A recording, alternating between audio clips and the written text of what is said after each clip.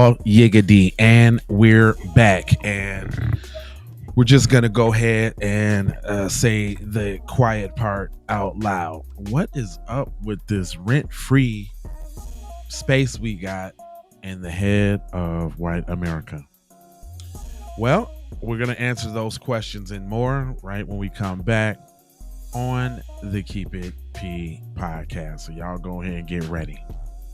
Let's get prayers, but our sons get chalked. Why you fear our truth, but your lies get talked? Why you ride our wave, but we can't get calls? Y'all devils love style, but don't feel us at all. Y'all some damn devils, it ain't no other way. FBA on code, and we switching up the game. Y'all some devils, ooh, oh, oh, oh, no, na, na, na, na, na, na, na. Ooh, ooh, ooh. Yeah, I go ahead and let that rock out so everybody can come on up in here. Make sure y'all go grab the pettiest album of the century. That is Foundational Foolery. Stream it on all platforms right now. You dig what I'm saying? Songs like you just heard and other crazy joints. We're going to play some of those later on in the broadcast. However, this obsession with black people, I'm going to have to learn y'all today. So if you got a short attention span, this might not be the episode for you. But nowadays, there's a blurred line between what hate is and what hate ain't. And people would say that, oh, the Keep It P podcast, y'all do nothing but hate, y'all ain't nothing but. All right, check this out.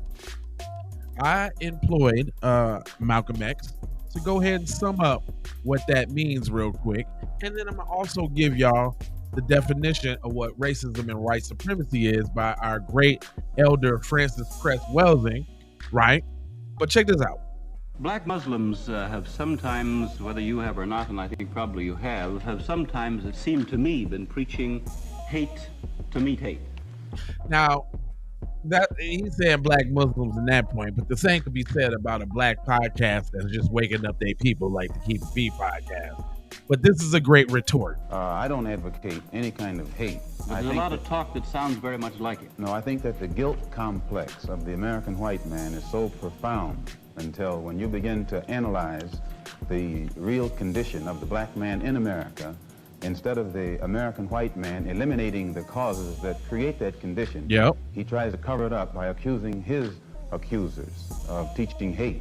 Actually, they're just exposing him for being responsible for what exists. Well, that's something of an argument, but I've heard speeches made by some of the people of your group. I think I've heard you make speeches. It seemed to me that you were advocating what I would have to describe, I think, as violence to meet the serious injuries that have been done your people, with which I totally agree. I don't call that violence. I don't in any way encourage black people to go out and initiate acts of aggression indiscriminately against whites.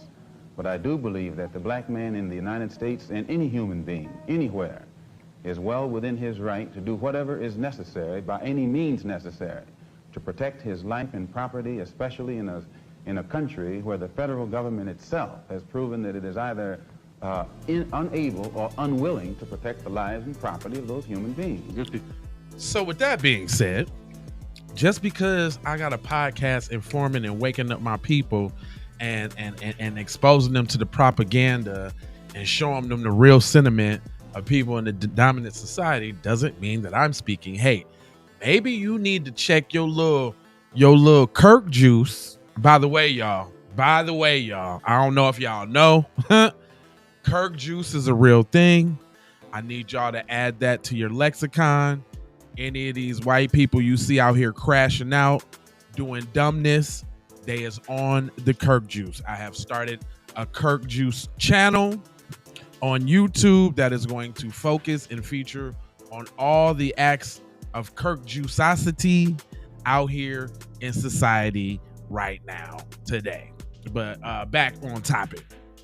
So Frances Cress Welsing, man, because I think that a lot of reasons why brothers and sisters is confused out here because they don't really know what's going on. Our great elder teacher, Dr. Frances Cress Welsing, if you do not know about her, you need to go check up. But she relates racism and white supremacy to a chess game. And we ain't gonna play the whole thing. I'm gonna speed it up a little bit so it don't take that long. But I want y'all to listen. The dynamic of white supremacy is analogous to a chess game. We haven't looked at it in that way before. See, we've looked at it, everybody hold hands, ring around the rosy, we're all in this together, and we found that, wait a minute, that's not what's happening. That's not it. That if we understand the game of chess, where you have a white side of the chessboard and you have a black side of the chessboard, when people sit down to play chess, because I'm not talking about hating white people. Nope. I am talking about analyzing the behavior, but I'm not talking about hating them. I'm not talking about destroying white people. Nope. But I am talking about understanding this so-called game of chess. Now, good evening and welcome to For the People. History tells us that before the African's encounter with the European, the African did not need food stamps, did not have broken homes, did not need welfare, did not need care packages from Europe, did not have single-parent families, did not hate black skin, did not worship a white image of God. No, these problems did not occur at the beginning of the African encounter with the European, but they began with the advent of white racism or white supremacy behavior. But while much scholarly attention has been focused on the victims of white supremacy behavior, there has been almost no serious scholarly examination of the white psyche that gave birth to white supremacy behavior. Dr. Frances Cress Welsing is a Washington, D.C.-based psychiatrist who has been studying white supremacy behavior for more than 20 years. As you look at the economic, political, and cultural condition of African Americans and Africans around the world, what do you see as the primary obstacle blocking our development? well, I would label that obstacle with one word, racism, or the phrase white supremacy. That I believe that we need to understand racism in quite a different way. We need to understand white supremacy as we would understand a science. And if we investigate that dynamic, not only locally, nationally, globally speaking, that we will be able to have a greater insight into, what we refer to as poverty, or all the problems of the so-called inner city, teenage pregnancy, you name it, failure in school, unemployment. If we understand racism, white supremacy at another level, we will be able to, I maintain, solve these problems. So I'm gonna take that a little step further, y'all, because we visual on this thing. So I'm gonna take y'all in steps, right? I'm gonna give y'all Exhibit A. It starts off real nice and innocent, just like Becky right here. It starts off real nice and innocent. Listen to this. I miss black people. I know that sounds crazy, but I am from Georgia and I used to go to HBCU and the majority of my friends were black, and now I live in a small town in California and I miss black people. Now, is it the people you miss? Or is it the shaplacky stick? I just got questions. That's all. Let me go ahead and let her cook. I just wanted to know that. There's not very many here, and I hate it. Like, don't get me wrong. I love my job. I love my friends here, but I miss black people. Is it the black people you miss?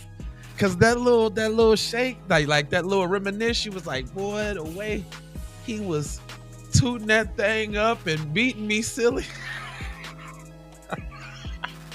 She looked like she had a flashback real quick. Don't come for me. I miss the culture. I miss the vibe. I miss the confidence, the jokes. The D. Go ahead and say it. You miss the D. The food. The D. She just wanted to say it. She wanted to say it, y'all. She wanted to say it. She wanted to say it. All right, so it starts off like that, right? But then it gets progressive, right? See, I'm going somewhere with this, so follow along. Then it gets progressive. Then they start showing up in your village trying to conquer shit. What is he doing? What's this? Patapim, il mio cappello è pieno di slim. Patapim, patapim, patapim. Hold on, let me turn that down because I don't want no copyright strike. But what is this? Look at him trying to get some dap from them. Like, y'all on the team, right? And here we go. Look at me. I could dance. Look at what I could do. Look, what is he doing though? He's going to get us views. I'm sorry, I can't turn it up, y'all, but what is Cuz doing? What is that? Can y'all tell me what that is? This is how it starts, right? It goes to the dancing. Then it starts getting a little bit progressively worse, right? This is an evangelical Christian person that says black people can join his church, but he has this to say about black culture. And this is for all you little bootlicking coon niggas running around talking about Charlie Kirk was a Christian man. If you putting blackness before religion, this is what them white Christians really think about you, fam. This is it right here.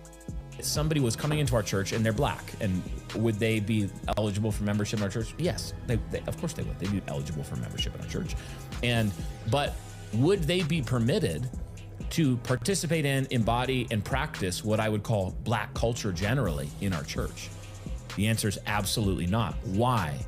Because the characteristics that mark black culture as a generalization, in the same way Paul's talking about Cretans on Crete, they are evil, murderous, violent, bestial people. They steal, they kill, they destroy. They are sinful to the core. They have besetting sins that are like fatherlessness, sexual immorality. They molest children at a high rate. All of any criminal statistic that you could look at, almost pretty much without exception, they excel at them. Now, I'm gonna have to stop right there. Usually I have to let the little BS play on now, because you are projecting, especially when you threw that little bit about the molesters.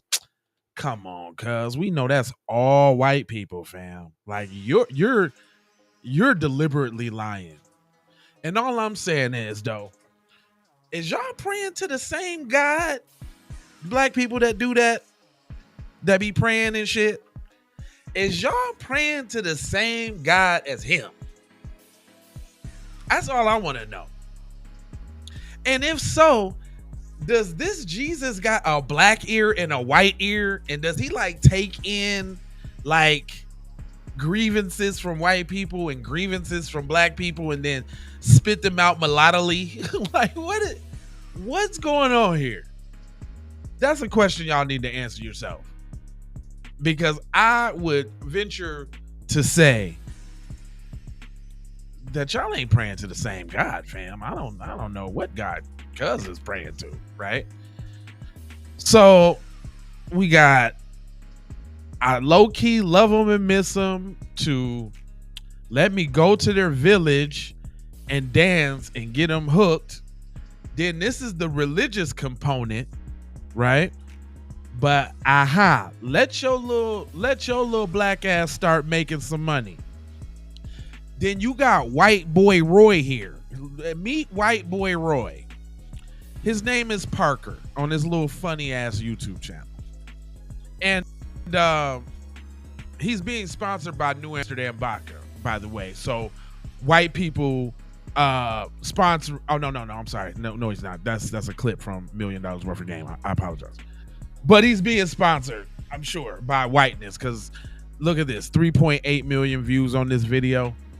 And the video is about, the title is Destroying T Grizzly's Pay-to-Win GTA Empire. Listen to that.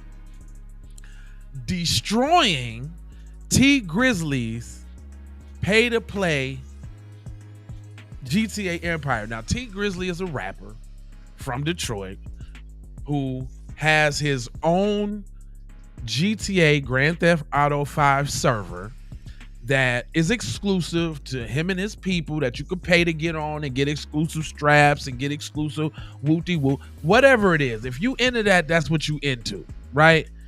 But here go white boy Roy on making it his mission to destroy Cuz shit. Check this out. This is T Grizzly, one of the biggest rappers around the world with millions of monthly listeners and songs with artists like J. Cole and Lil Yachty. But behind the music, he runs one of the most questionable pay-to-win GTA servers out there, pulling in millions of dollars a year straight out the pockets of his own fans. Now, notice, pocket watching like a mug. Got to show him stacking the money. Like, you worried about him making money off his own fans, fam. Like, your premise right off the bat let me know what you want. This is that subtle white supremacy right here. Can't even let a nigga live. Nigga can't even do a damn video game joint without your boy. Now, look how deep he go, though. Down there 50 a week. That shit crazy. You feel me? So for $100, you can buy your way into his server, but once you're inside, you realize it's designed to make you spend even more. Black market guns, fast cars, trading with other players, everything costs T Grizzly's made-up currency known as Black Diamonds. And that gave me an idea. If T Grizzly's server was built to take from players, maybe it was time someone gave it all back. Someone who knew how to make millions of real-life dollars in the game, and what better way to do it than right in front of the man himself. Wait, this is T Grizzly, this is him. Hey, you robbing somebody up at my gas station, gang? And see if we could get him to post it to his very own YouTube channel. But before I do that, I need to become the newest member of Grizzly World RP for the low price of $100 US. Alright, so now just looking at cuz he looked like one of them yo ass white boys too. Like I got black friends, the gang, my gang. But you secretly sitting up here plotting against T Grizzly, trying to take money out cuz's pocket. Well, he ain't doing nothing to you, fam. Not a damn thing. But here you got the whole covert underground mission. See, this is why we need to gatekeep shit. That's why we need to keep people up out our shit. You understand what I'm saying? Y'all get that? Oh, but it gets deeper. So that's the subtle racism, the economic racism. Now they done just resorted to shit like this. Now they do it. And notice this too. They always they know who to talk to and they know where to do it at. Because if they ran up on the wrong people, you already know. But I got this from I Expose Racism Pedos. Shout out to that channel on X. Yeah, I did subscribe. Yeah, I am subscribed to him, but I ain't paying attention though. This says racist white man cruises Walmart parking lot yelling warnings to fellow whites. Black people are inside. Danger, stay out. If this ain't obsession, I don't know what is. Check it out, y'all. Hey, bud, just a heads up. There's 7 niggers in Walmart right now, so just be careful going to your car, all right? 19,000 white women were raped by niggers last year, and guess how many white people raped a nigger? 0. That's a lie. That is such a lie. That's way a lie, man. Like, it's up at this point. It's been up, actually. But I'm just talking about up to the point where, you know, y'all, most regular people's trying to see this. Why do y'all think I've been compelled to do such a podcast of this magnitude, man? Because it's going down out here. Because we in a race war and fools don't even know that there's people actively fighting against us. This is what you call like reconnaissance. This is what you call he like scoping out the area, and he do a little bit of recruiting too. Check this out. Listen to this too. This how they recruit. 60% of all violent crime is by niggers. Are you Christian? Do you think that niggers go to heaven? No, Jesus hates niggers. Again, I ask y'all, are y'all praying to the same Jesus, fam? Because he just said Jesus hates niggas. That's what he just said. And it's just so funny that all the people talking about have sympathy for Charlie Kirk and all of that is basing it off some Christianity. Y'all ain't put the 2 and 2 together yet. Y'all ain't put the 2 and 2 together yet. I call it Kirk juice. Me. This is a prime example of that Kirk juice ideology. But there's more. Hey guys, just a heads up, there's 7 niggers in there, so be careful going to your car. Oh no. Oh no, jeez. Now notice that though.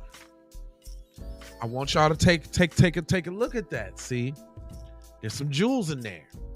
He said to a random white man looking for solidarity, "Hey, you know it's 7 niggers in the store. Be aware."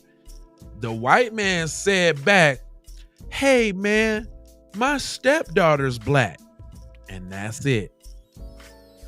But he would probably be the same person on a panel or in the jury talking about, "I don't see race, I don't see color. My stepdaughter's black." But he ain't ride, he ain't check cuz. He let it pass. He let that pass. I want y'all to see that. That's what you call casual racism, right? He's confronted with white supremacy in his face, and you know, "Hey man, my stepdaughter's black." Volcano. There are 7 niggers in Walmart. Please be careful. Okay? Please be careful. They're rapists. No, I'm dead serious. Niggers raped 17,000 white women last year. So just be careful. You just said 19,000 19,000. tonight. All right, we're doing patrol. How you guys doing? Just want to let you know, be careful. There's 7 niggers in there tonight. Yeah, niggers and scum. Just looking out for you guys. You're white. Fuck niggers, white power. Fuck niggers, white power. Just a heads up. There's 7 niggers in Walmart. 7 niggers. Please be careful, all right? My question is like where you get the energy to do this? Like, you ain't got nothing better to do on whatever weekday or weekend night that you rolling around the whitest town in Walmart, because ain't no niggas heard you say that. You ain't saying that loud enough so no niggas can hear you. And that's so cowardly. It's so cowardly. But what do you expect? But there's more. Sir, we're just looking out. There's 7 niggers in Walmart right now. Please be careful, okay? You got it, man. Please. If you need us, just honk, okay? We got guns. Hey, we just want to let you know to be careful if you go in there tonight. There's 7 niggers in Walmart, so just be careful. If you need us, let us know, okay? Are you a lesbian? You're fucking weird looking. Hey, fuck off, Jew. Fuck you, nigger. Shut up, nigger. All right, nigger. You're a fucking lesbian. What are you, fat? You fucking weirdo. On TikTok. Who's on TikTok, you fucking lesbian? Wow. On Instagram. Hey, there's 7 niggers in there. Be careful. White power, you fucking nigger. That's right. White power. You know what's funny though? These niggas won't bust a damn grape in a food fight. Y'all gonna run up on the lesbian chick, then you want to get all tough and shit.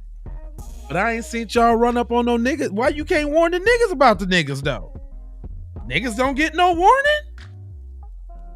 Little cowards. Who all up in here, man? It's a whole bunch of people in here, man. Tap in. I know a lot of y'all coming in off them viral reels that we got over there with that Kirk juice. Ooh, that Kirk juice got them mad, y'all. The Kirk juice has got them upset. Kirk juice TV is in full effect. Matter of fact, let me show y'all real quick. Let me show y'all what the Kirk juice look like.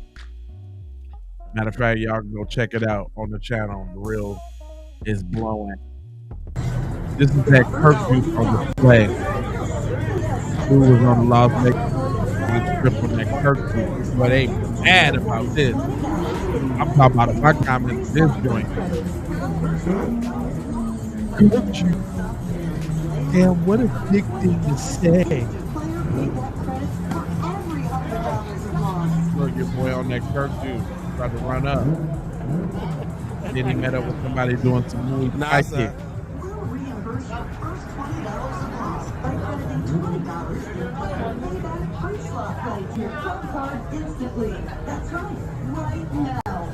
Look, little Kirk juice didn't want none of them kicks. Look. Ooh, got that little kick. Ooh, he spit on him and ran.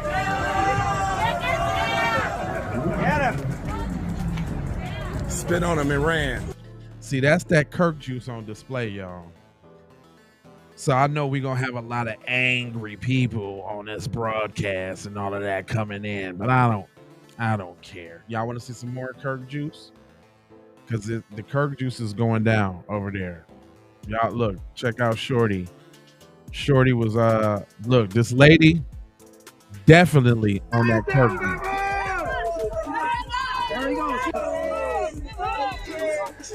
Look, on that Kirk juice at the game.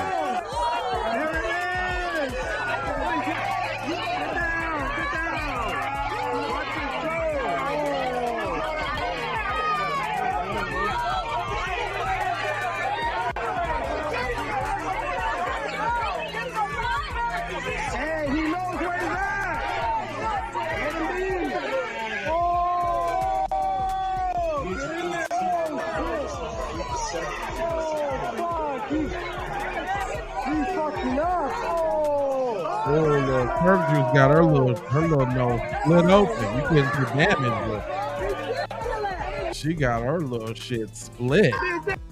Damn. What else I was gonna say? Yeah. I wanted to bring y'all back to the reason why all of this is happening. And it's the more you know. So if you got the short attention span and you don't want to hear the knowledge, then do what you gotta do. But Mrs. Welsing does break it down pretty dope. How do you define white supremacy or racism? Well, I understand racism. Well, let me just drop back. Okay. In the late 1960s, I wrote a paper on racism. The paper was really written for fellow colleagues in psychiatry because we were looking at racism. If you remember, 20 years ago, people were having black caucuses and looking at the issue of racism during the Civil Rights era. And so I put down my thoughts about racism. And I entitled the paper that I wrote, The Crest Theory of Color Confrontation and Racism, in parenthesis, White Supremacy. Crest is my maiden name. And so I entitled the paper that. But basically, I looked at racism as a behavioral dynamic that came about because the white population in the world is a tiny minority population. It is also a genetic recessive population in terms of skin coloration. And so I looked at racism as behavior that evolved when this minority population that was genetic recessive found itself in a world on a planet in which the vast majority of the people, black, brown, red, and yellow, are not only the numerical majority, but they are genetically dominant in terms of skin coloration and could potentially cause white genetic annihilation. Before she goes on real quick, she said something that, I'm not saying that's what she meant to say, but it's funny the way she chose the words when she said, when this white population finds themselves on a planet with other minorities, other people of color or whatever. I just thinking like aliens, maybe? I'm always going to talk about aliens, so I don't care. I got my tinfoil kufi on. But genetic annihilation is where she left off. And so if the white population consciously or subconsciously desired to survive genetically speaking, you see, and not be, I think sometimes they use the terms mongrelization of the races, but genetic annihilation is the terminology that I use, then that would require that the white population hold in oppression all of the non-white people on the planet, black, brown, red, and yellow people. Now, of all of the non-white people, black people have the greatest genetic potential to cause white genetic annihilation. And so when we were children, we learned, if you're black, stay back, brown, stick around, yellow, mellow, white, right. Now, those are the gradations of the genetic production of this black pigment melanin.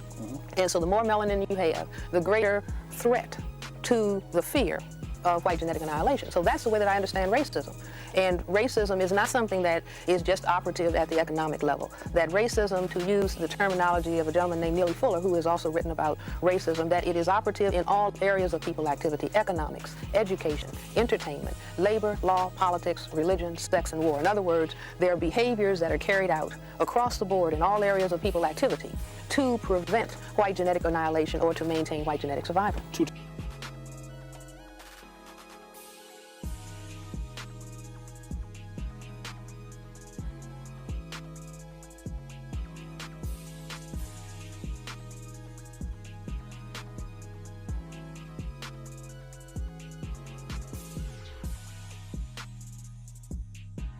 Activity: economics, education, entertainment, labor, law, politics, religion, sex, and war. In other words, economics, education, entertainment, labor, law, politics, religion, sex, and war. In other words,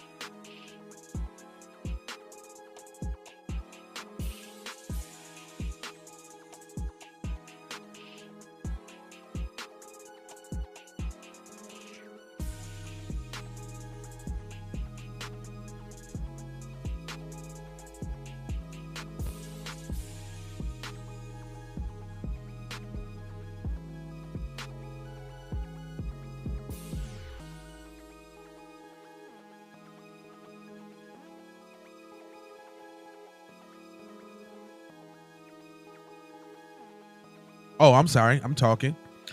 That's just, look, man, that's just a tool.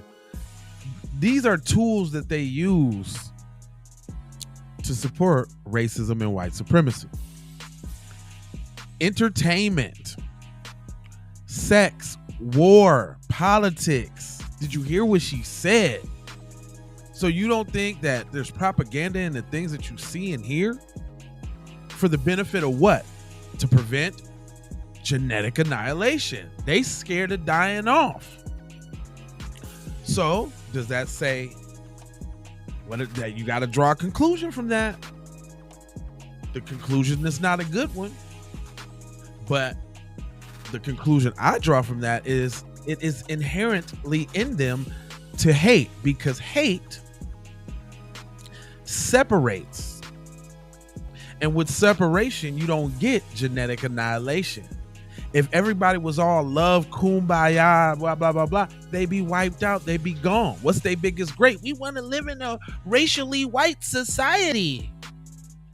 Well, they can't do that if little Becky is getting some soul pole, fam. They can't. So this ain't, like to give an excuse to their racism. It's just to help you understand it, right?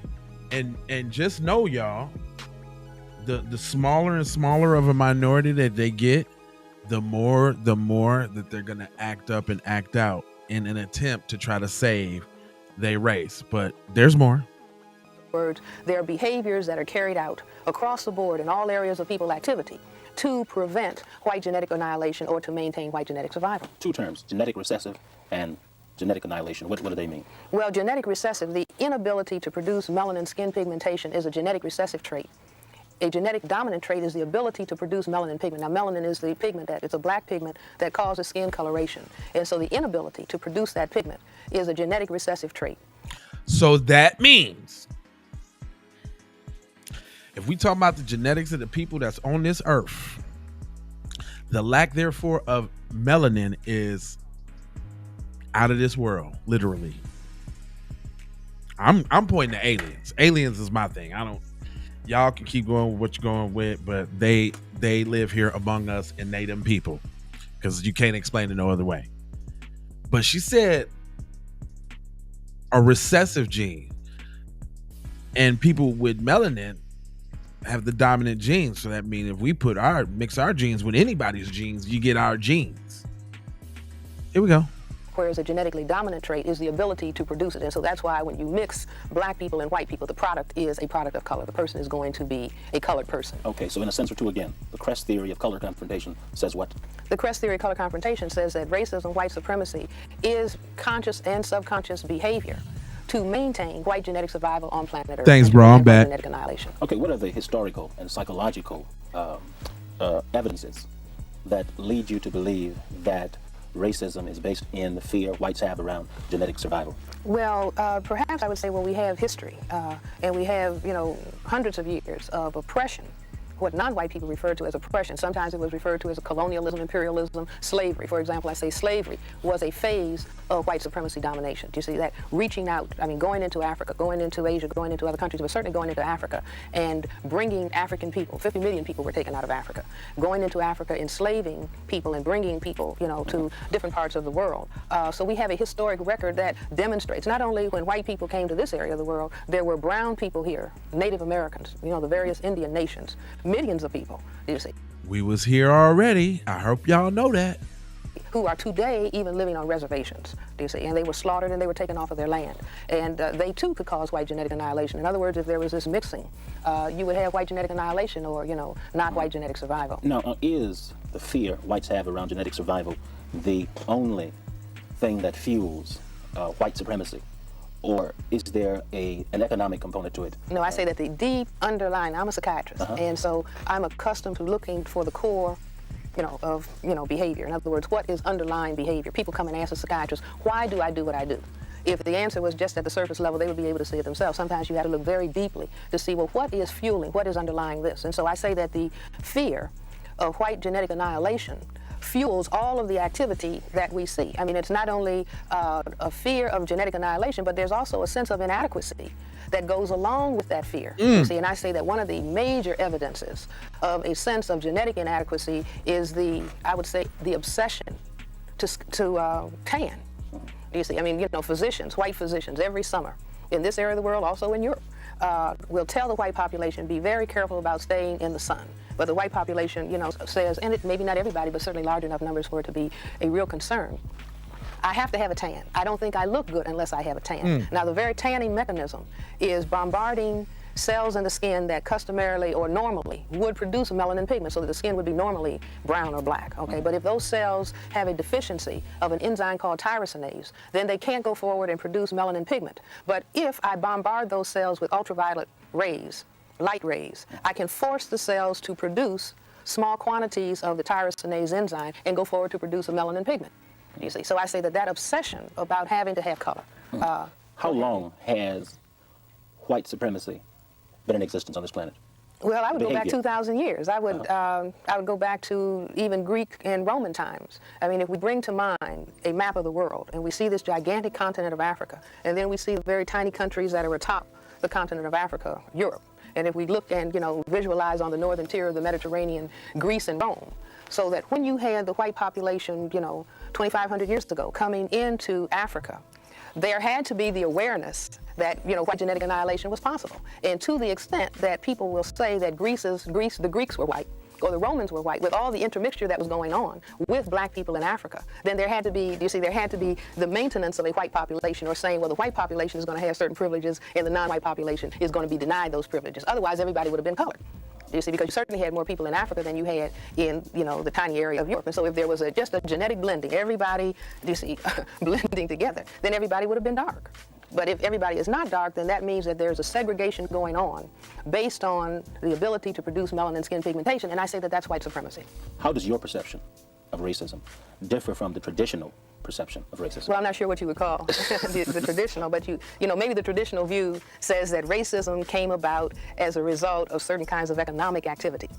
You see, and that if you segregate on the basis of color, that you can have a population that you can economically exploit because they are identifiable as being non-white people. And you say that's not valid. And I say it's upside down, that it's the other way around, that the oppression, you see, because non-white people and black people in particular are not just exploited or oppressed in the area of economics, they're oppressed across the board. Economics, education, entertainment, labor, law, politics, religion, sex, and war. The oppression, you see, for what I refer to as white genetic survival is operative in all areas of people activity, not simply the economic. And black people have, well, if we are going to, as black people, take responsibility, and I think that, white people, some white people from time to time verbalize, oh, I'm so tired of you people begging and asking, I understand that in terms of white genetic survival thinking, okay. But if black people are going to take responsibility for the situation that we find ourselves in, or all the non-white people on the planet, you see, that are suffering under white supremacy, if we are going to take responsibility, then that means that we have to analyze it. We've thought, well, if they change the laws, everything will be all right. Or if I get a job, everything is going to be all right. If I get an education, everything is going to be all right. So now we find, no, that's not true. Which gets to my next question, really. How has the, quote, traditional view of what racism is hampered our ability to deal with it effectively? Well, it's the same thing as a doctor having an inadequate diagnosis. You see, as a physician, I have an inadequate diagnosis of the patient's condition, then I'm doing something with the patient, but the patient continues to be sick. The patient might even die. A smart physician will say, I have the wrong diagnosis, or my diagnosis is inadequate. I really need to study this patient in greater depth to find out what is really going on, so then I can then do something about it. You see, and so I'm saying that instead of, because I think that with this understanding of racism, I can understand. I mean, I'm not angry at white people because they're practicing white supremacy. I think it's unjust. I think it's horrible. But when I analyze their situation and say, well, they're doing this to survive. You see, they're frightened. I mean, even the killing of black men. Black men are a threat to white genetic survival. Why? Well, because only men can impose sexual intercourse. Y'all got to understand what this lady is saying. She is so powerful. I hope y'all taking this all in. Now, I want y'all to think about something because it's my job to put it on y'all mind. Have y'all noticed the obsession with white dudes and black dildos? also because of the black male phallus penis being so large and deadly in multiple different ways, pun intended. That's their form of the phallus is the gun, because it's the antithesis of the life-bearing black male phallus. You know what I'm saying? So their phallus is to take away the life of the black man. It's deep, man. It's deep, brother. It's deep. But there's more. Hold on. I'm learning you.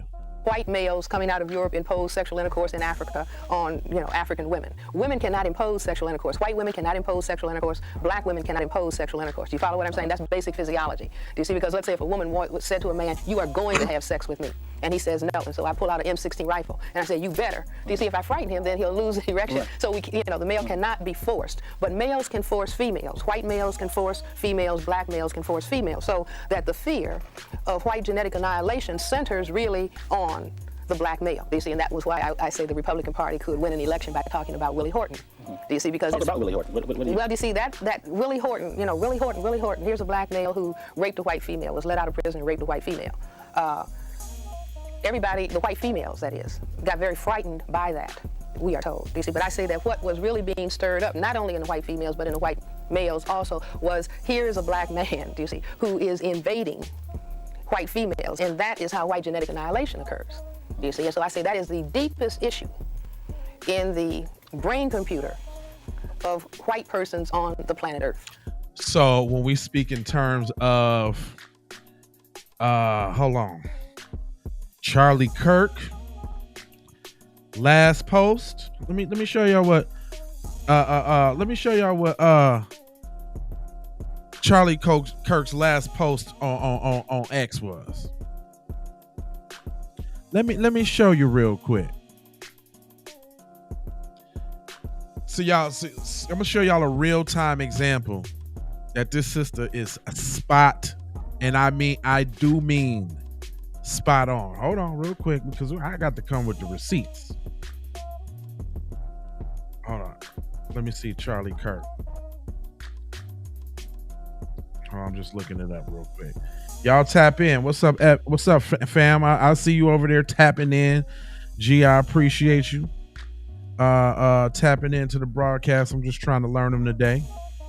That's all. He said, what'd you say? Said you had a clip earlier at the Walmart with them line up.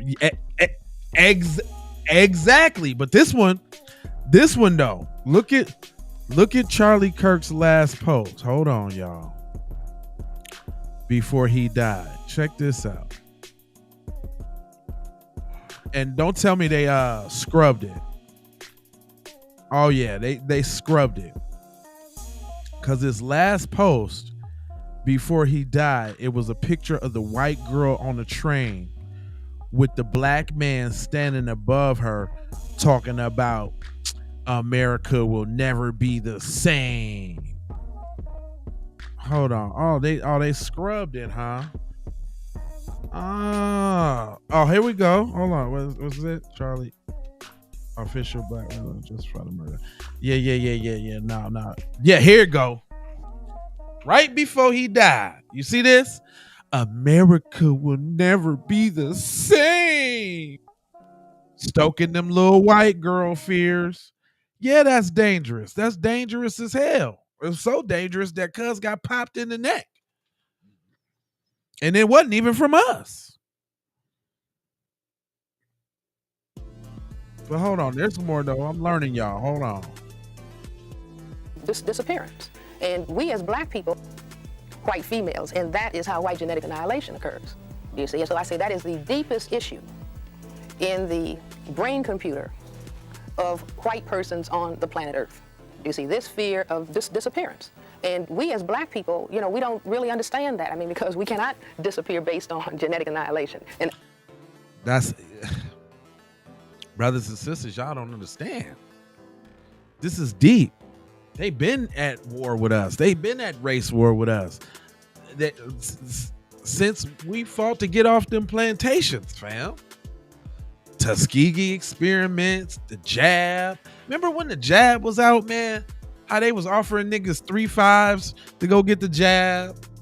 Get your booty to the polls. Vax that thing up. No vaccine, no vucking. No, they was going hard. What you think that was? You don't think that's war?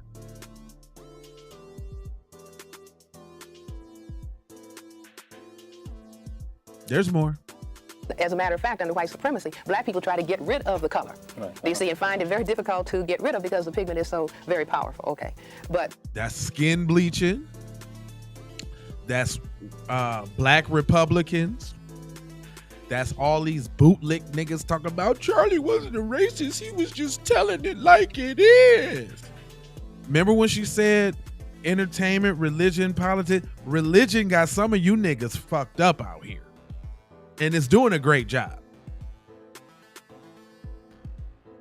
Black people were doing that, thinking, well, if we were lighter, maybe there would be less oppression, you see, under white supremacy. But I'm saying that black people do not understand this fear. But I maintain that white people understand the fear. And this is why groups that call themselves Ku Klux Klan, you see, can raise the issue of racial purity and have a lot of people, you see, respond to that. I even maintain that that's what the cross burning is all about. That's what the dying of Charlie Kirk symbolizes, fam. What y'all don't get is that was their mascot. He was the one that was willing to say what they really felt. He was the one that was going to say what they could say without having to be in HR the next day. Charlie was their man. He was their man, fam. Hold on, what you say? Did you see the update on NC perpetuators? So many things about that story are troublesome. 10 black. Oh man, I don't know. You say what you say. There's an official report that the NC Mail told that police that he is being controlled. He said they injected him and he can't control his thoughts and behaviors. It's on the official police. That's that MK Ultra fam. See, we got some very intelligent viewers here on the Keep It P podcast that know things.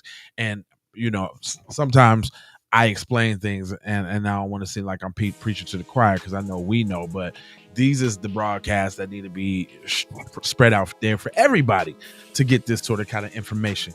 Because if you don't understand racism and white supremacy, everything else will confuse you. And now you're going to have your little goofy ass running around here talking about we all in the same gang while they secretly beating up on your ass.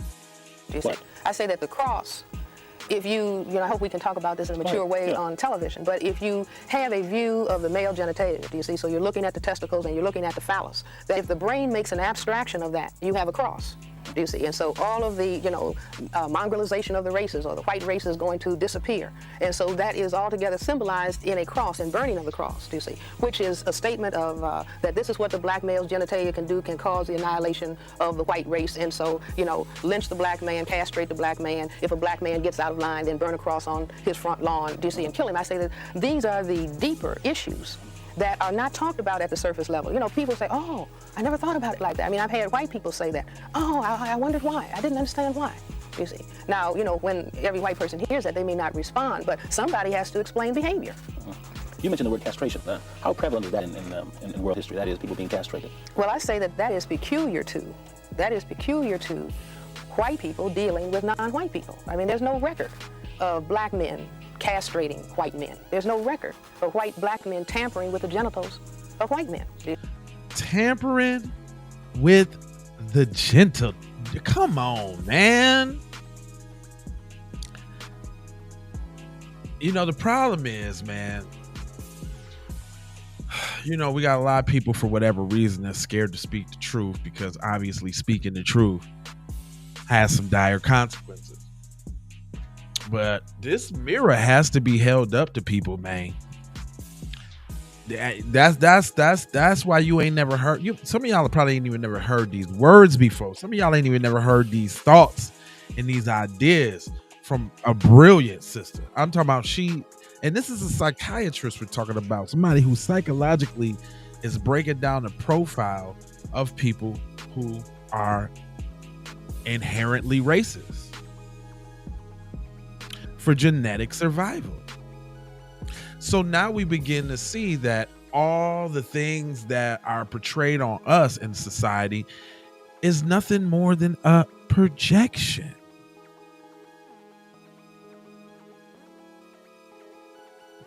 Yeah. That chessboard, the white and the black chessboard. Yeah, that's what's up.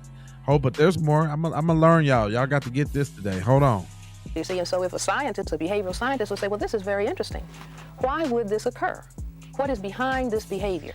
Why this attack on the black man's genitals? And I say that if we begin to understand the fear of genetic annihilation, because what is in the genitals, what is in the testicles, do you see? The genetic material is in the testicles, do you see? And so if I have a fear of being genetically annihilated, then the brain computer will cause me to attack the person's genitals. I even say that, what is called justifiable homicide. And justifiable homicide does not refer to, because we don't have instances of black men in police uniforms, do you see, so-called accidentally killing a white male. We don't have any record of that. But the record. Say that again. So you don't have a record, or of black police officers saying, "Oh, I shot that white male. I thought he had a weapon." There's no record of that. But we have, the record is, gross. Innumerable instances of a white male in uniform, could be a 14-year-old black male or it could be a 45-year-old black male. I shot him. I thought he had a weapon.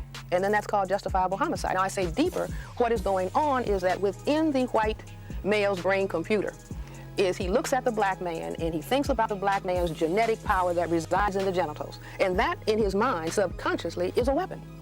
Do you see what I'm saying? Because see, we never talk about these issues. These issues that I'm talking about. Shannon Sharp.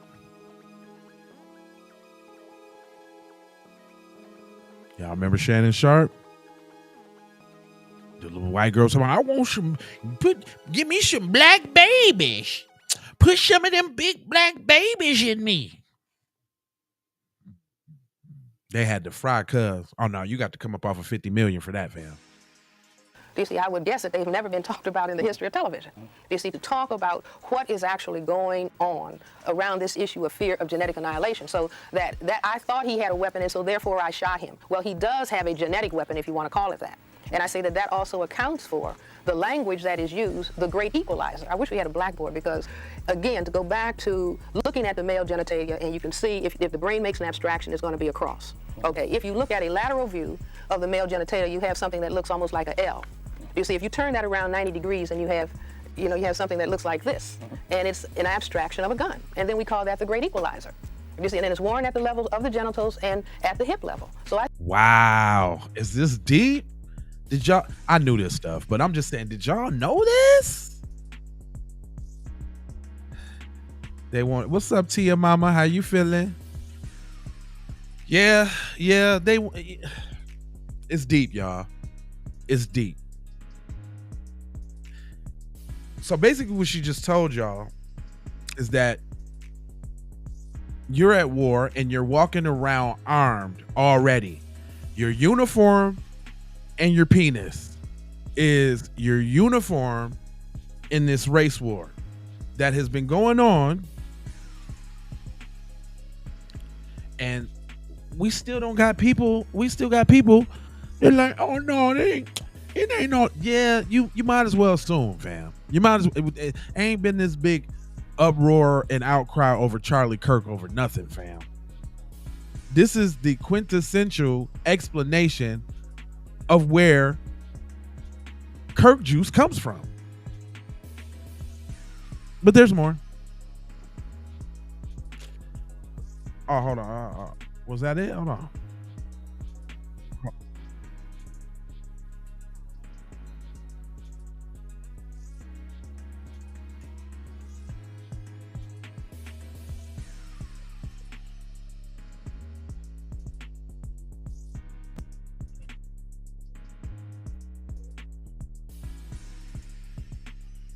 Oh, my bad. Hold on. I wasn't showing y'all. There's language that is used, the great equalizer. I wish we had a blackboard because, again, to go back to looking at the male genitalia and you can see if the brain makes an abstraction, it's going to be a cross. Okay, if you look at a lateral view of the male genitalia, you have something that looks almost like a L.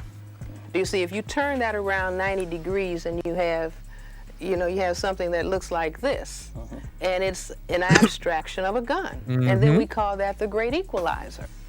You see, and then it's worn at the levels of the genitals and at the hip level. So I say that the brain computer, you see, in the white collective and the white male collective specifically, that if, there's looking at the black male and saying he has a weapon, meaning his genitalia and his genetic material, that can cause my annihilation. And so the brain computer says must create weapon, can do same thing.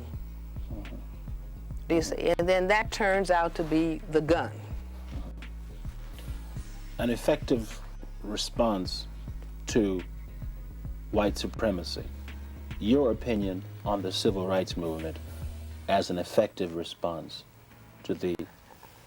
Well, you see, the civil rights movement evolved. I mean, you take the emancipation of, enslaved black people in 1863. I mean, at that point, when we were enslaved by white supremacy, we thought if they would just take the chains off, everything would be all right. And we found out that the chains were taken off, and then we had laws that were going to do the same thing that the chains did. And so the civil rights movement changed the laws. You see, all the laws that justified the oppression of black people and the segregation of the schools and the segregation of public accommodations and all of those things. The civil rights movement changed the law. Which is the reason why you got your boy Charlie Kirk going so hard talking about civil rights was a mistake and civil rights should have never happened. Come on, pay attention, y'all. She's saying this in 89, y'all. It's 2025. This is classic information, and she's been spitting this for 20 years before that. Another thing I wanted to touch on, though, because the chessboard thing I thought was very important. So I'm gonna bust this down, and then we gonna ride out, and I'm gonna come back with some more history for you, some more lessons on why they so obsessed with us. For us to fully understand exactly and specifically what white supremacy is all about, and people at all ages should know. What should black children be told about white supremacy? Exactly what we're talking about here. Do you see? And more, that white supremacy is a system of behavior evolved by a tiny minority of people on the planet who are genetic recessive to the majority. And these behaviors that oppress and hold non-white people down are for the purpose of white genetic survival. These are very unjust behavior, boys and girls, or children. Good evening and welcome to For the People. Hold on real quick. And the second part of our conversation with psychiatrist Dr. Frances Cress Welsing on white racism. Now, in different parts of the country, when I go around and speak, I will ask, white people, do you want your children to be colored? Do you want your grandchildren to be colored? Do you want your great-grandchildren? Do you want your great-great-grandchildren to be colored? And they say no. So I say, well, if you don't want that to happen, you have to be engaging in certain specific behaviors. You see, so that issue about genetic annihilation does not occur. So what she's saying is, all this white supremacy coming from these white mothers, that's what ain't nobody talking about, all these school shooters. They want to talk about black women raising these thugs and gangbangers and that, but ain't nobody talking about all these white shooters. And let's keep it real. Colonized black people like Africans and Caribbeans, they take on the same mindset. Trying to keep their little tribes going. There's more. And this is what we experience, you see, as black people, as non-white. They should be engaged in what activities? Excuse me? They should be engaged in what? That black people should be engaged? No, I thought you were saying the whites. I'm saying that the white, you see, we keep running into, wait a minute, there's a wall. Let's say it might be a black man trying to matriculate in a job situation, and he finds I can only go this far. And Correct. Then I run into this invisible wall. And people might say, oh, no, we're not discriminating. But the black person knows that that wall is there. They keep hitting the wall, do you see? Or they're eliminated. Or it's just like looking, how we're looking at the Supreme Court decisions that have recently come about. Do you see? Oh, wow, they're now going back to the old way of doing things. The door opened a little bit, and now the door has to slam back, do you see? And we feel that pressure. And this is when we say, well, racism is going on, do you see? But the white response would say, oh, nothing is happening. Now, if more African Americans and Africans around the world were to begin to look at white supremacy in the manner that you have outlined, what would it mean in terms of how we respond to white supremacy as opposed to, quote, that traditional? Well, that's why we have this chessboard here. All right. Because I say that the behavioral dynamic of white supremacy is analogous to a chess game. Here we go. We haven't looked at it in that way before. See, we've looked at it, everybody hold hands, ring around the rosy, we're all in this together, and found that, wait a minute, that's not what's happening. That if we understand the game of chess, where you have a white side of the chessboard and you have a black side of the chessboard, when people sit down to play chess, because I'm not talking about hating white people, I am talking about analyzing the behavior, but I'm not talking about hating them, I'm not talking about destroying white people. But I am talking about understanding this so-called game of chess. Now, if we look further at the chess game, that in the game of chess for the last 100 years, the game has been played where white always moves first. So that the white side of the chessboard is playing offense, defense. The black side of the chessboard has to play defense, offense. So I say that that's a perfect analogy to white supremacy. And this is what they mean. This is why they bastardized the term woke, y'all. This is why they don't want y'all to wake up. Because once you wake up, then you know. So they'll take your term and then they'll bastardize it and make it seem like a taboo term. But that's my job, man, to wake y'all up. Do y'all hear this? Get this information in you. Supremacy has to move against non-white people for the purpose of white genetic survival, do you see? And also, the game of chess is about checkmating the king. Do you see? With white moving offensively and then defensively, that means that the real issue in the game of chess is about the white king checkmating the black king. And I say that that is perfectly analogous to racism, white supremacy, because the primary thrust of the attack of racism, white supremacy, it's against all black people or all non-white people, but it is most specifically against the black male, because it is the black male who can cause white genetic annihilation. You see, and so the game of chess is about the white king checkmating the black king. And so I say that if we begin to say, oh, it's like the game of chess. You see, and black people say, oh, we didn't understand that. Oh, now we can play, because it's just a matter of tactics and strategy. And I go further, to look at the chessboard as though each of these columns, each of the vertical columns on the chessboard, we really need 9. And if we look at it, one column represents economics, another economics, education, entertainment, labor, law, politics, religion, sex, and war. And so you have to play on those 9 fronts simultaneously, which is just like playing chess. You don't play on just one column. You have to play and look at all of the columns at the same time. You see? And so if we now begin to say, oh, we understand the dilemma of the white minority on the planet, that they are actually operating in fear of white genetic annihilation, you see, and the intention then being to survive, white genetic survival by any necessary means. And real quick, before she go on though, I want to touch on something. So, you know how you're not analyzing critically everything. Like you'll say, oh, it's just music, we just having fun. Or, oh, it's a TV show, we just this, that, and the third. Nah, man, it's on all fronts, fam. They're doing it on all fronts. I mean, any necessary means. Any necessary means. Then black people can begin to say, oh, okay. That means that we have to have tactics and strategies for, you see, black survival and maximal development.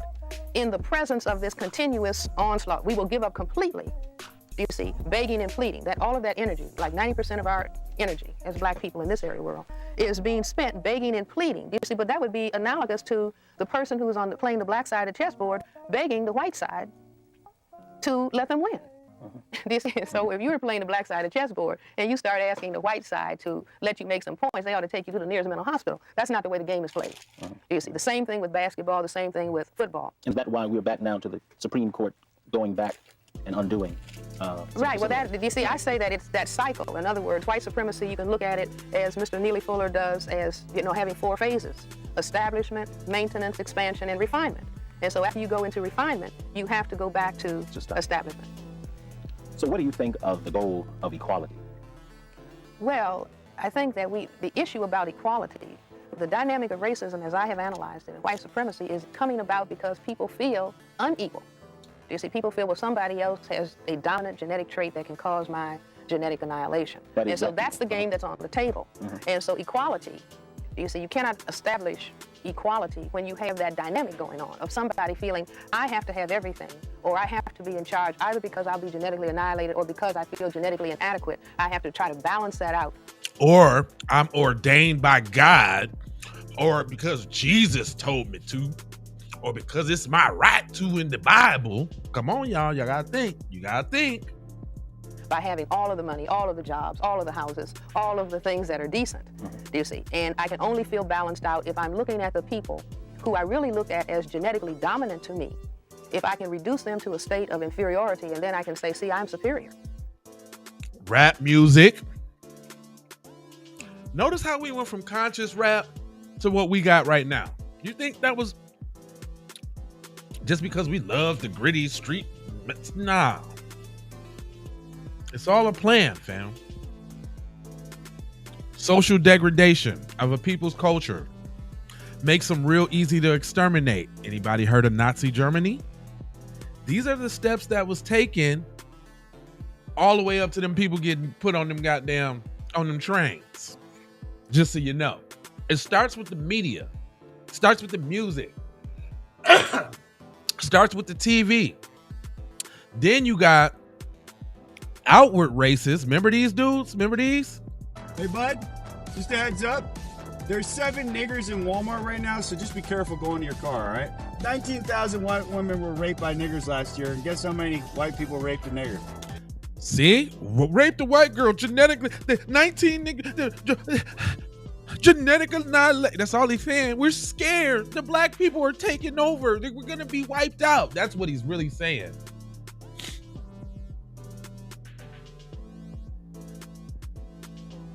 I said, yep.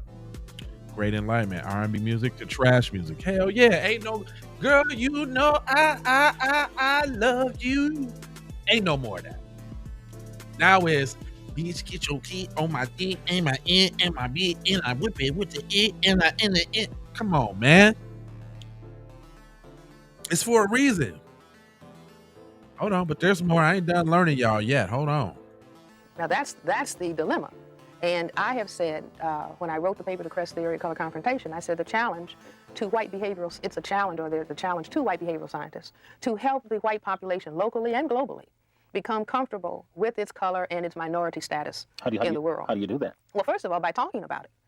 You see, but this is a topic that you cannot talk about. I mean, you should take an A and 1,000 gold stars for having, airing this kind of discussion. This is a discussion that you cannot bring out. Because it makes them feel bad. Taking books out of schools, blah blah this, blah blah that. Man, this girl, this woman was a prophet, y'all. She's seen the future. Black people are awesome. You see, if you are a black person trying to talk about racism, you can lose a job. Oh, she's always talking about racism. Is that going on right now? People talking about Charlie Kirk racist ass getting fired from the job. They want you to, fam, they trying to push it on you, man. It's here, man. It's been here. I've been talking about this for 5-6 years. You always talk about that blackity black stuff. Nigga, ain't nothing else to talk about. That's all they talking about, your black ass. Every day, all day. You go up and down. That's all Twitter is hate the black people. And y'all wonder why I do what I do. You see, no, we don't want to talk about racism. We certainly don't want to analyze it, because if we analyze it, then, you see, one can get rid of white supremacy. For example, if all of the non-white people on the planet begin to understand the dynamic of white supremacy will come to a stop. What? That's called getting on code, y'all. That's why I do what I do, y'all. That's why I do what I do, y'all. That's why y'all should be liking and sharing and telling your friends about programs like this in the new black media, because the more we know, the more we grow. That's the only reason they taking advantage of us right now, because they done such a good job of dividing us and making us with this individual culture. Like prime example, how you see people, and I hate this so much, people take videos with the middle fingers up. Like, damn. Fuck everybody. And see, we got to get out of that. We are our brother's keepers. We all we got. Y'all notice we ain't got no friends in Mexicans, no friends in and Asians, no friends nowhere now. I'm not, let me put this caveat out there because I got to do this every time. But we don't speak in absolutes. Everybody has an individual relationship with somebody. But don't be fooled though. Don't think that at one second that they're gonna team up with you to go against their own. Never happens. But you will see these bootlicking Sambo coon ass niggas teaming up with white folks to go against their own. Hodge twins, Officer Tatum, and whoever else. You see that. But you ain't finna recruit none of them to go against none of they people. Y'all need to get on code. Oh, there's more. Hold on, I ain't done. You see, because one of the plays, tactically, strategically, on the chessboard of white supremacy is a minority survives in the presence of a majority by dividing and conquering. Hello? Is that why the FBA movement is so strong right now? Because we getting hip to the game and getting on code, realizing and recognizing that it was actually kind of like a reverse strategy. They just tried to lump us all in as one big Negro, which is just as effective as shutting us down. And also now we're defining ourselves and getting that act right, asserting ourselves as the black leaders of the diaspora, because we are. And now it's for all the other skin folk to get on code with what we doing. The longest running perpetuators of the fight against white supremacy. Us. The special, long black people in America. We the only ones that's been constantly, forever giving them that smoke. So they're going to have to get on code with us. But there's more. You see, pit this group of black people against that group of black people. You see, which is reminiscent of the current discussion that goes something like this. The black middle class is not interested in the black underclass. You see, divide and conquer. You see, get the black side of the chessboard, so to speak, warring against these pieces, warring against one another. Music does that. Musically, on every song, there is a I got it and you don't got it mentality. Therefore, I'm better than you and I can have anything you have and you don't deserve nothing because you're a buster and you ain't got it. That's what our music is nowadays, right? We constantly battling with being degraded in our music, because you got to wonder, when they talk about you broke and you this, that, and the third, everybody like, they ain't talking about me. Yes, they is, nigga. You ain't in the same tax bracket as them, nigga. They talking about you. So we cool with music that disrespects us and degrades us, and we're cool with music that makes us hate ourselves and listen to how many times that we get shot and all of that. Like, you know, we got to stand up against that type of shit though. But we getting on code. That's why these Young Thugs and all this other shit ain't even popping no more. We don't. Matter of fact, speaking of Young Thug, talk about racism and white supremacy. Talk about racism and white supremacy. Album cover? Hold on. Talk about racism and white supremacy? Is that what we're talking about? I give you Exhibit A. What is this? What is this? Niggas is just like, fuck it. If can't beat them, just join them. These is the niggas that they pay, y'all. These the ones that they put money behind. This nigga right here. You see that? What'd you say? We have too many silly, superficial individuals in our community. I would agree. I would definitely agree. on my mama, but that's all right. Let me tell y'all something. We got the definitive guide to being on code, right? This book that we made. Hold on, let me see, because let me go back to a chapter in this joint so I can refer to. Hold on, real quick, because see, we busted down for you. Stay on Code Handbook by Jay Lava and TZ Von Savage. Y'all go and get this for free with the link in the description. What it means to stay on code: protect, uplift, and prioritize FBA culture. It's not about perfection. It's about protection. Every choice, power or weakness, on code equals survival. If we plan to survive out here, y'all, we have got to get on code. I appreciate that. Yeah, we trying to give people tools to shit that they can actually use. Then we actually also got the whole book, recognizing tethers and protecting the lineage. Stay on code, the survival manual for foundational Black Americans. Yes, we did that. Mm-hmm. Yeah. We got literature. Yeah. We authors. We telling y'all how it is. But back to the handbook real quick though.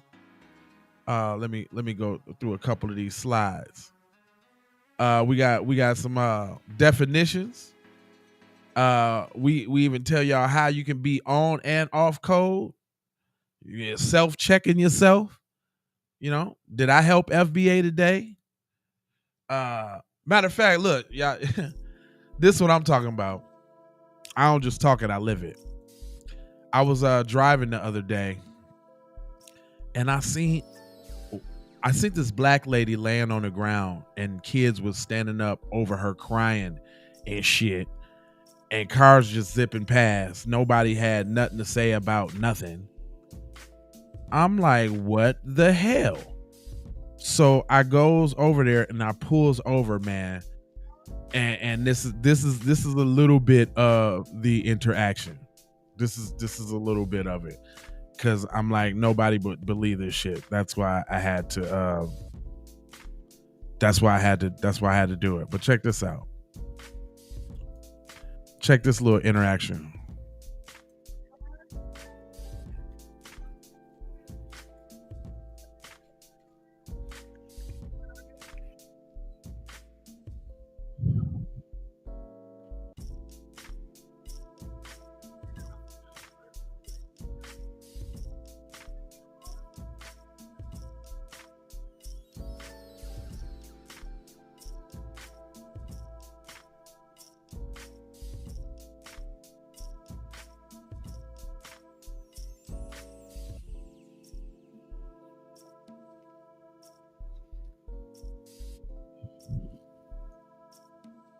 Oh, you know what? Hold on, fam. I'm watching this shit and I ain't even, shared it with y'all, man. Hold on, my fault. I'm just sitting here. My bad. I wasn't paying attention. Family, is that your mom? My bad. Hold on. Check this little brother. Come, you all right? This little interaction I had the other day, right? I was driving down the street, man, and I seen this lady laying on the ground, man, and these little Black babies, man, crying. So I had to hit the block, man, and go back over there. I ended up getting out the car. This was just a short piece of it. I ain't really want to, like give her personal information and all that, because I, what I'm saying, had to give him a ride and shit. But I had to get her to calm down because she was on that Kirk juice, fam. She was straight on that Kirk juice. Check this out, though. This is crazy. You all right? Huh? I'm trying to set this. I'm just saying coming. Hey, are you okay? Hey. He told me to come. He told me to come. Hey, mama. He told me to come in this land of this. Mom, are you? Hey, shorty. This your mom? Hey, help him out, Mikey. Help him out. I am. This your mom? Help me. Help him, bro. Help me. Help me. Now notice the other dude, little Mexican dude, was like, help him, bro. Help him, bro. Like, we all we got, man. Ain't no, if I wouldn't have stopped, man, I don't know what would have happened to these shorties, man. These shorties, them two shorties you looking at in the video, Mama, you good? Hey, hold on, shorty. Mom. They ain't got no goddamn shoes on. I had just went to the store and grabbed some Doritos and a soda and shit. I gave the kids the Doritos and the soda and shit. She said she had just got into it with her husband and she had ran off. Nigga, it was hot outside, cuz. It was hot outside, fam. That ground was hot. Them two babies ain't got no shoes on. She got some fucking shoes on, the bitch. But them kids ain't got no goddamn shoes on. So I had to get them up off the damn concrete and shit. And I dropped them off around the corner. You know, I hope everything was all right or whatever. You know what I'm saying? It was really killing me emotionally, like just to see the kids go through that type of shit, man. And I know they're gonna be all right. Everybody, experiences some type of adversity. You know what I'm saying? Hopefully they'll grow up to be proponents of mental health, you know what I'm saying, after experiencing what's going on with their mama and shit. Do you need me to call? Give me some of your people number or something. Huh? Come on, you can't be doing that for the babies. You all, what's up? Is that your mom, fam? Is that your mom, fam? Is that your mom? Family, is that your mom? Little brother, come. You all right? Yeah, at that point I had just jumped out the car because I fuck all that talking in the car shit. But oh man, for sure, man. Like I got a soft spot, man, for I got a soft spot for homeless black people, men or women, but more specifically black men, but women too. You know what I'm saying? Like this is in Las Vegas, fam. It's always some crazy shit going on in Las Vegas, fam. And I was decided that I'm gonna just start whipping out my camera and filming the shit. And luckily I did, because I'm talking about my whole YouTube is going up off of these crazy Kirk Juice encounters that I've labeled them. All Kirk Juice, fam. Look, like this lady right here. This lady right here at the damn gas station. I was at the gas station. Like, what the hell is she doing?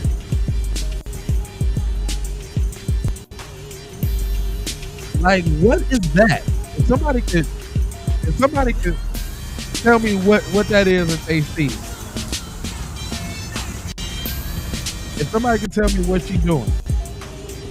Yeah, this is my regular life, fam. The shit that I be seeing on a regular basis, fam. Like this. I caught this the other day. Shorty was downtown on that Kirk Juice. Can hold that liquor on the strip, sipping that Kirk Juice. Her friend looked like she was on something as well.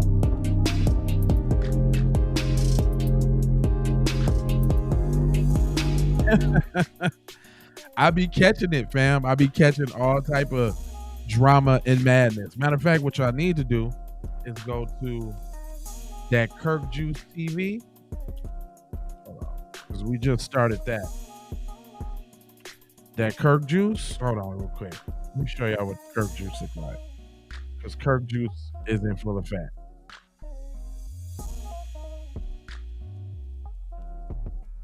Kirk Juice TV. Let me show y'all. Yeah, y'all see that? Y'all see that Kirk Juice right there?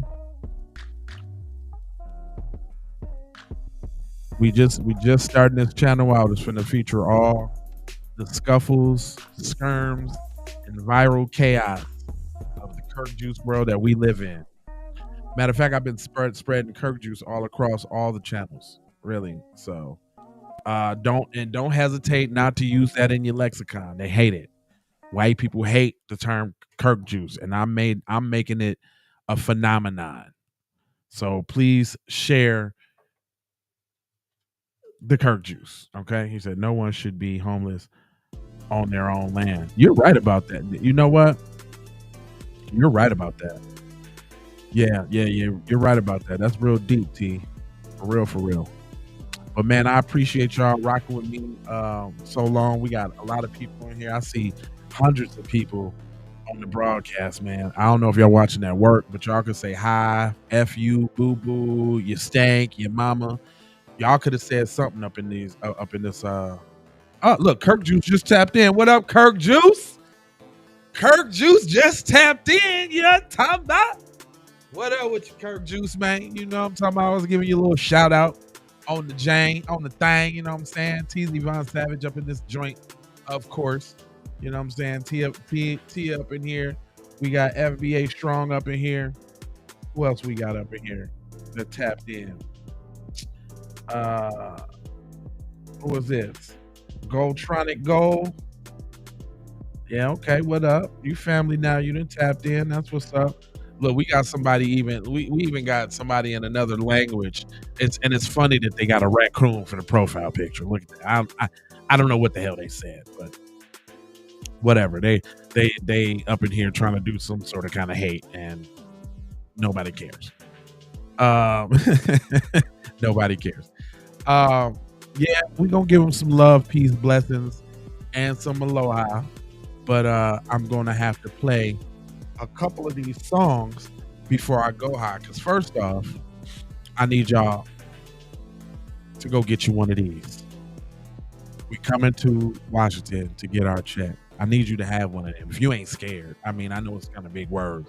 I know you know, if you ain't scared, or you can get the one I'm rocking right now, which is that cut the check for foundational Black Americans. You dig what I'm saying? You know what I'm talking about? You can get it in the reparations, green, yellow, red. We got all type of colors over there, fam.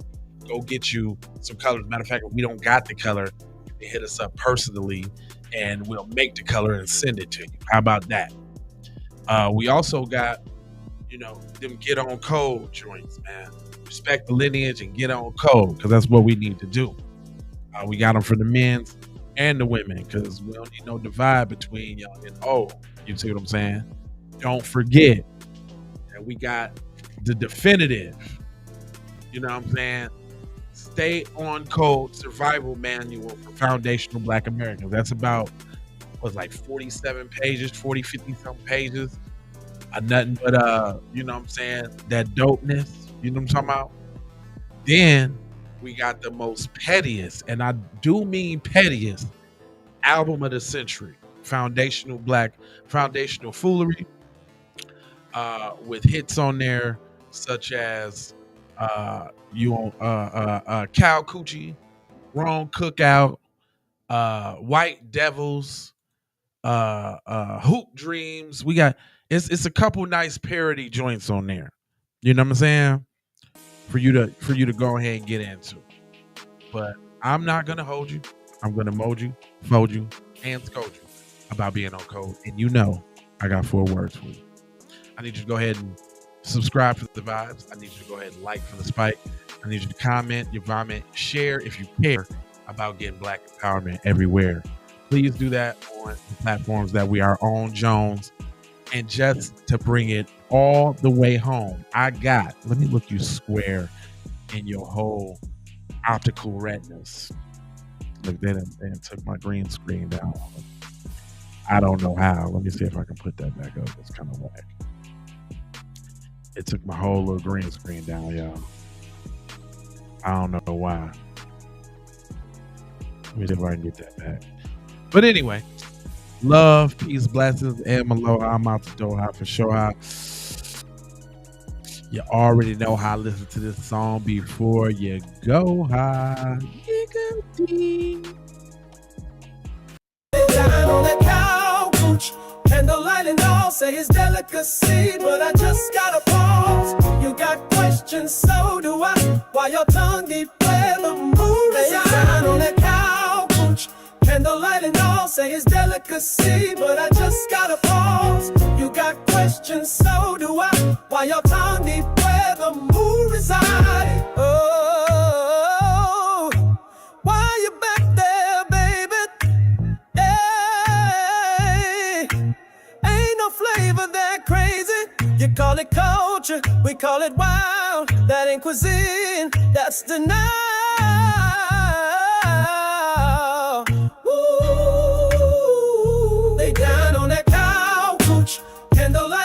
say it's delicacy, but I just gotta pause. You got questions, so do I. Why your tongue deep where the movie down on that cow cooch.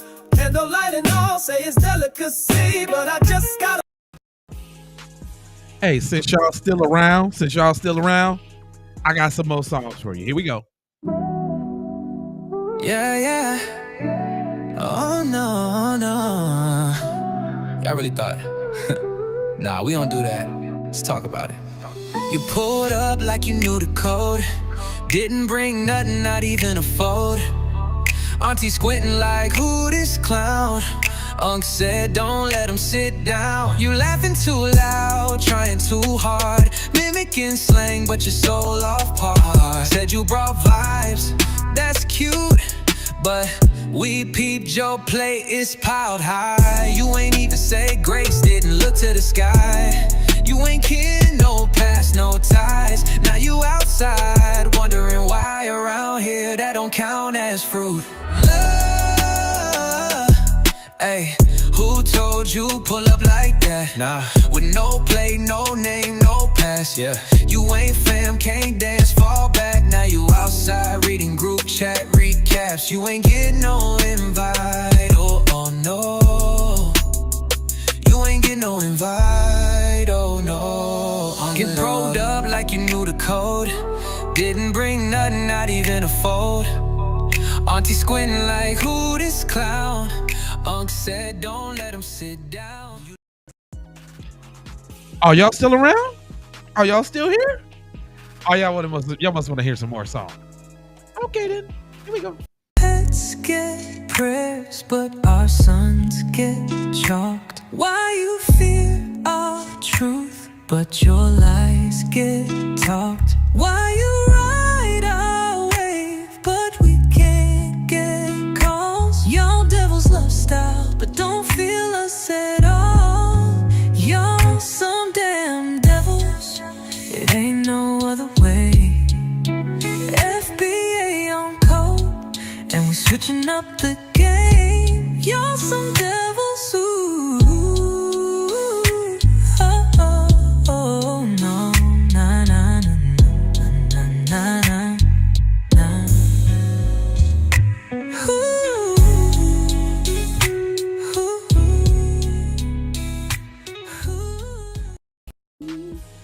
Oh yeah, we y'all still around? Oh, y'all still rocking? Y'all better go get that foundational foolery. That's where you can hear this stuff, man. Yada. Yeah. Hungry. Yeah.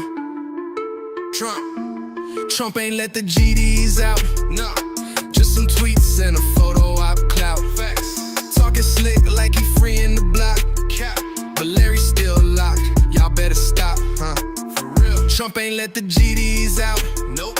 He just dap, yeah, he up, pose and bounce. All that noise just to chase black clout. Still ain't free the folks he talking about.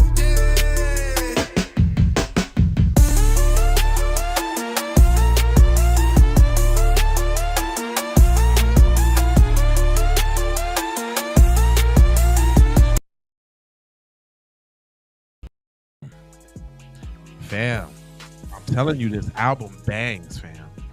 Y'all need to be going to stream that, fam. It's bangers. Matter of fact, hold on, I got a couple of these jaunts for you. You want some more of them jaunts? Hold on, fam. Let me show you something, fam. I got a couple of. Matter of fact, this is another song. Oh, the album also does have the Cow Coochie remix as well, which is a banger. This song right here, fam. Y'all gotta go back and check the episode that we did with them folks eating on the cow coochie. But hold on real quick, since y'all still around, y'all wanna still stick and stay. All right, I got something for you. Y'all go get that foundational Foolery album so that y'all can bang these gems. Hold on. Here we go. We got gems like this on the joint. Bangers.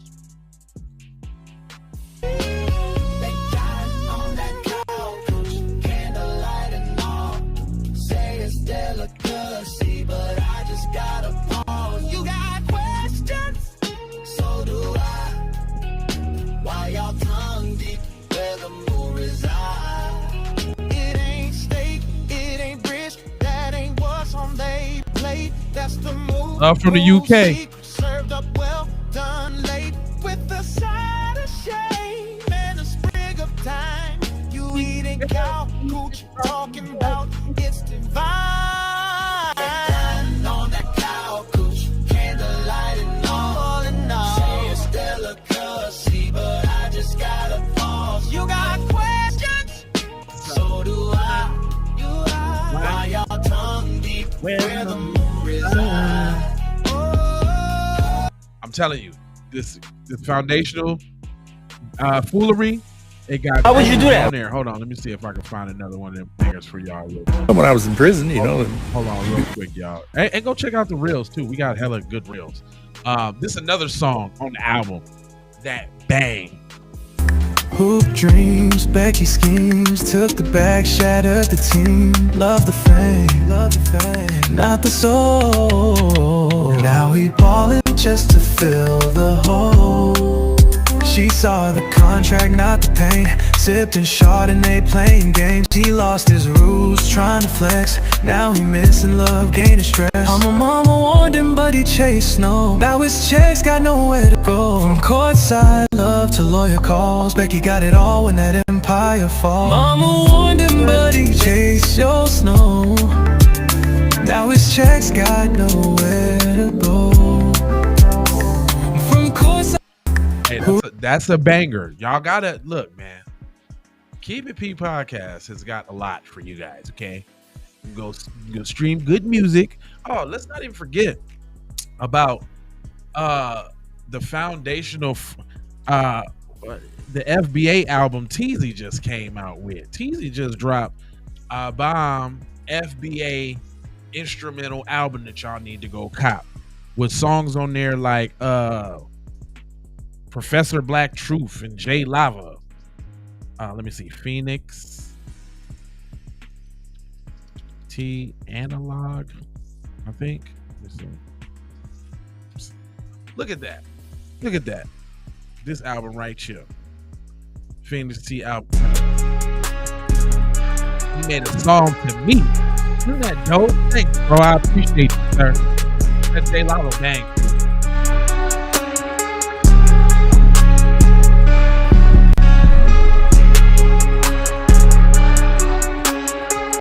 Talking about that FBA Writers joint. That FBA Writers joint is what it do. You can go to Phoenix T Analog. He got all type of tracks over there, all type of songs. Here go the album right here. Bangers. Dr. Claude Anderson, Tariq Nasheed, Brother RZA Islam, Great Black Shark, Jason Black, Torian Rain, Vicky Dillard, Professor Truth, TZ Von Savage. All the greats, fam. All the greats on one. Go bang that. What else y'all want me to do? Y'all want me to do something else? Or is y'all ready for me to leave? Because I didn't see y'all ain't left yet. Y'all still hanging out in there.